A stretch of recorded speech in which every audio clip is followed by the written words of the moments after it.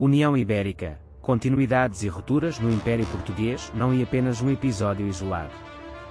E uma janela para perceber como Portugal tomou decisões em momentos de risco, competência e mudança.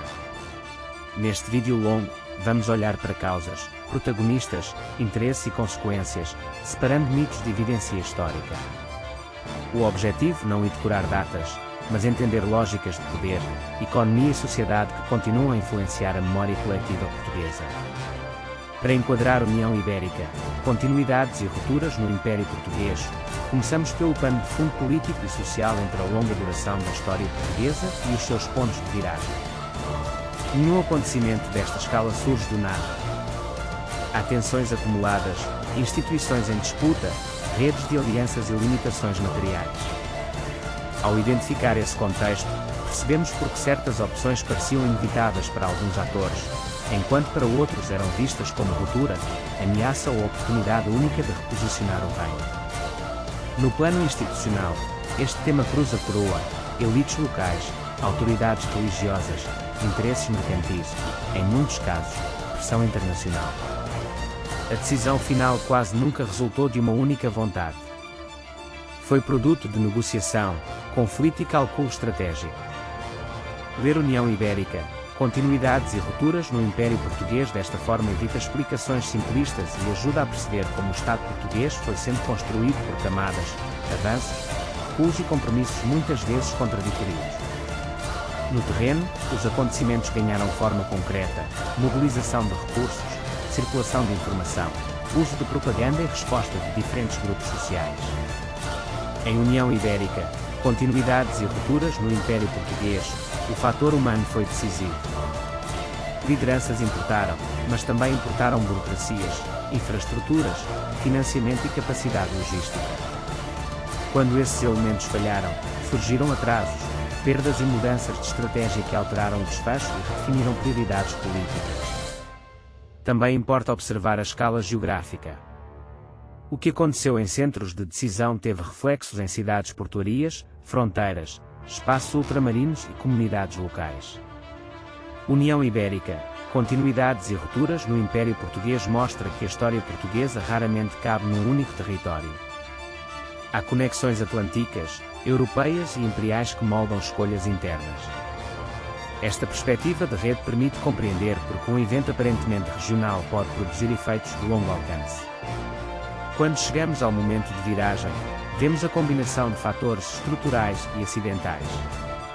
Em União Ibérica, continuidades e rupturas no Império Português, pequenas decisões tomadas sob pressão tiveram impacto desproporcional. Documentos, crônicas e estudos recentes mostram que o resultado não era totalmente previsível. Havia cenários alternativos em aberto.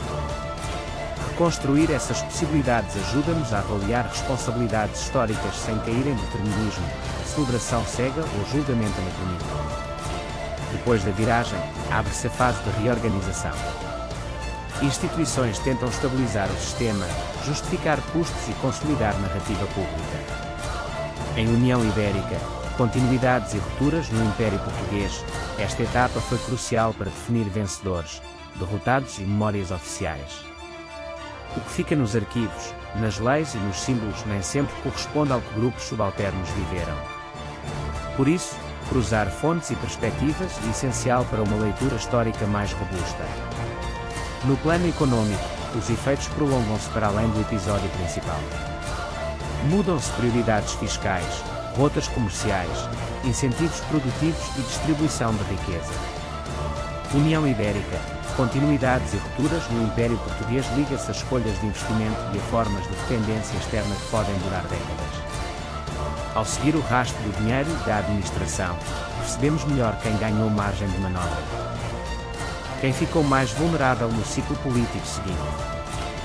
No plano social e cultural, União Ibérica, continuidades e rupturas no Império Português deixou marcas em identidades, linguagem política e memória coletiva. Algumas narrativas foram canonizadas em manuais, comemorações e símbolos nacionais, outras foram silenciadas. Revisitar o tema com distância crítica permite corrigir simplificações e incorporar experiências menos visíveis, incluindo mulheres, grupos populares, periferias e atores coloniais que frequentemente aparecem apenas como pano de fundo.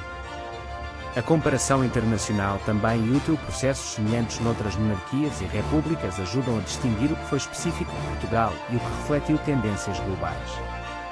Em União Ibérica, continuidades e rupturas no Império Português, essa comparação revela sincronias com mudanças militares, financeiras e ideológicas de maior escala. Ao mesmo tempo, evidencia respostas portuguesas originais, condicionadas por dimensão demográfica, recursos disponíveis e posição geoestratégica. Ao fechar o percurso cronológico, podemos medir o legado e limites. União Ibérica, continuidades e rupturas no Império Português não resolve sozinho a história nacional, mas ilumina uma cadeia de transformações que atravessa gerações. O impacto real aparece quando ligamos curto, médio e longo prazo, decisão imediata, institucionaliza cálculo posterior e memória pública. Esta leitura evita a falsa ideia de inevitabilidade e mostra como escolhas políticas abrem ou fecham futuros possíveis. Conclusão: estudar União Ibérica, continuidades e rupturas no Império Português com rigor ajuda a compreender Portugal para além de slogans. O passado não é um arquivo morto, e um laboratório de problemas recorrentes sobre poder, legitimidade, recursos e identidade.